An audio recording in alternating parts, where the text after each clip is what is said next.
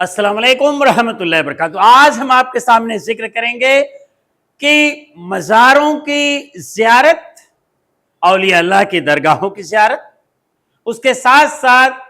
Ordinary इंसानों की, normal लोगों की, जनरल लोगों की कब्रों की ज़ियारत, यानी कब्र पर जाना कैसा है। इब्ने माजा की हदीस है, हज़रत अबू हुरैरा रज़ियल्लाहु ताला अन्हु इरशाद फरमाते हैं कि अल्लाह के रसूल सल्लल्लाहु अलैहि वसल्लम ने अपनी माँ की कब्र पर हाजिरी दी। आप इतना रोए कि आपकी दाढ़ी मुबारक आंसू से तर हो गई। सहाबा भी रोए, उनकी भी दाढ़ी तर हो गई। दूसरी जगह इरशाद फरमाया गया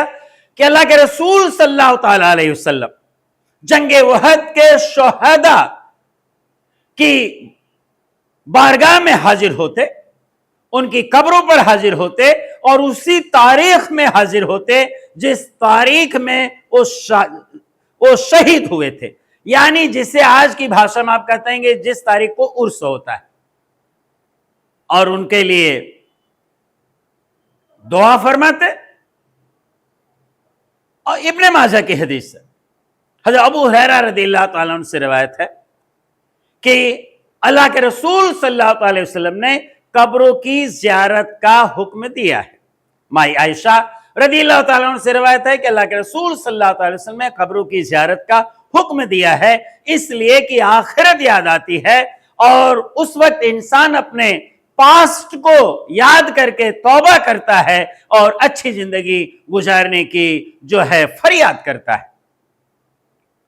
बहकी की हदीस है, हज़रत अनस रज़ियल्लाहु ताला अन्हु से रिवायत है कि अल्लाह के रसूल सल्लल्लाहु अलैहि वसल्लम ने